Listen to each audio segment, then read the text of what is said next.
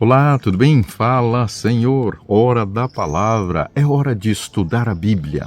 Você tem estudado a Bíblia?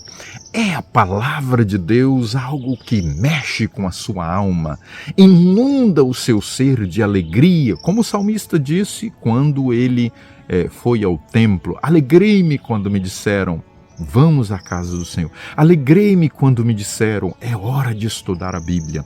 Alegrei-me quando me disseram, é hora de abrir o entendimento para a verdade de Deus. Ontem nós vimos revestir de Cristo, buscar uma relação tão íntima com Jesus para que sejamos parecidos com Ele, para que nós possamos ter uma vida semelhante à vida de Cristo, uma vida de pureza, uma vida moral.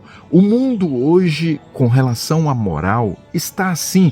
Olha, muitas pessoas não estão nem aí para o seu caráter. O que as pessoas falam sobre o seu comportamento, sua vivência, mas nós precisamos zelar pelo nosso caráter.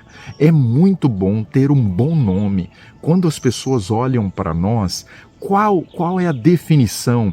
Como elas nos caracterizam?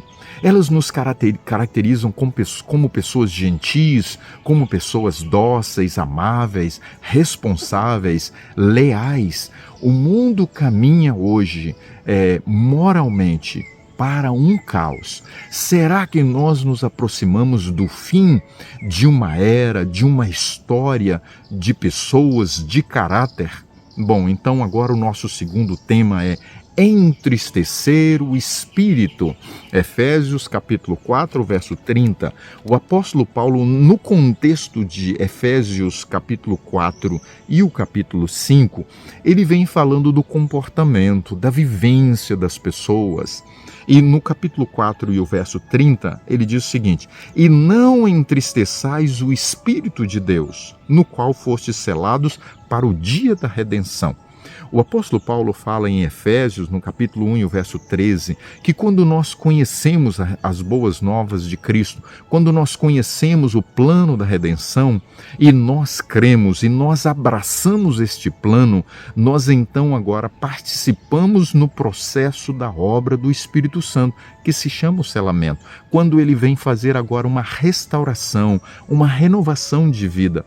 Por isso, é ele que nos reveste do caráter de Cristo. Bom, mas vamos pensar agora. Entristecer o Espírito Santo, como que a gente entristece o Espírito Santo? Primeiro, nós precisamos entender que quando Cristo ascendeu aos céus, ele disse que enviaria o outro Consolador, juntamente com o Pai. Ele iria clamar ao Pai, para que nós não ficássemos sozinhos, sem a atuação divina.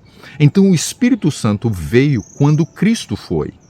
E agora, qual foi a descrição de Cristo a respeito do ministério do Espírito Santo? Vamos ver? Está em São João 14. O apóstolo João, ele escreve agora como que o Espírito Santo iria atuar no coração. Você quer que o Espírito atue no seu coração? Então peça, então clame, então ore, então busque pelo Espírito Santo diariamente. Capítulo 14 e o versículo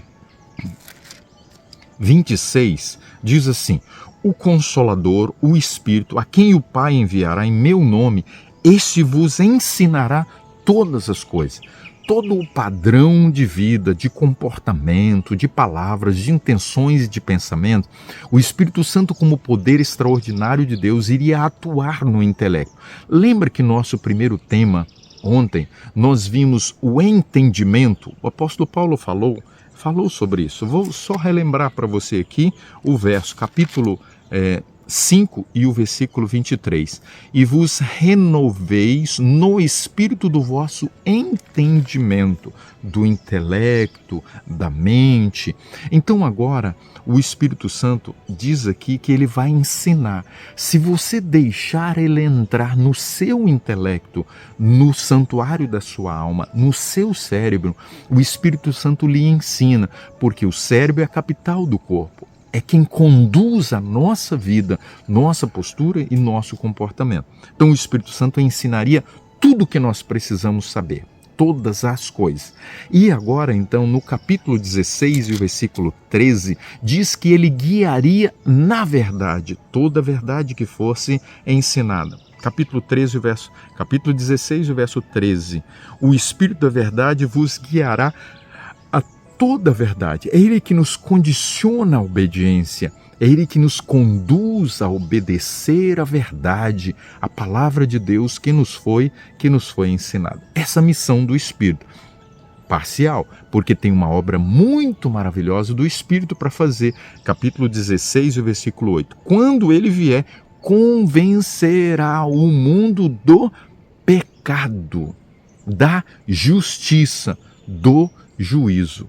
Ok, então não dar ouvidos à voz do Espírito Santo. Quando o Espírito Santo, por exemplo, lhe fala, isso está errado, e você continua, você está resistindo, você está rejeitando, você não está ouvindo, dando ouvidos à voz do Espírito. Então você estará entristecendo o Espírito. E isso pode se avolumar a tal ponto de, em algum momento, chegarmos a pecar contra o Espírito Santo. Porque a gente não quer mais saber dele. Hoje o Espírito Santo, se ouvirdes a sua voz, não endureçais o vosso coração. Diariamente o Espírito Santo vem ao nosso coração para nos falar, para nos guiar, para nos orientar, para nos ensinar, para nos conduzir, para nos restaurar. Não ouvir a voz do Espírito é entristecer o Espírito, é impedir o ministério, a obra maravilhosa de Cristo na nossa vida. Você gostaria hoje de atender a voz do Espírito? Aí no seu coração, decida por esta obra maravilhosa que o Espírito Santo quer fazer no seu e no meu coração. Um ministério maravilhoso de restauração na nossa vida. Vamos orar? Senhor, toma o nosso coração, batiza-nos com o Teu Espírito. Nós precisamos do Espírito Santo. Não permita que venhamos a entristecê-lo, não ouvindo a sua voz, não dando espaço no coração, não permitindo que Ele conduza a nossa vida. No nome de Jesus. Amém. Compartilha, meu amigo, minha amiga, essa verdade maravilhosa. O mundo precisa saber. Grande abraço.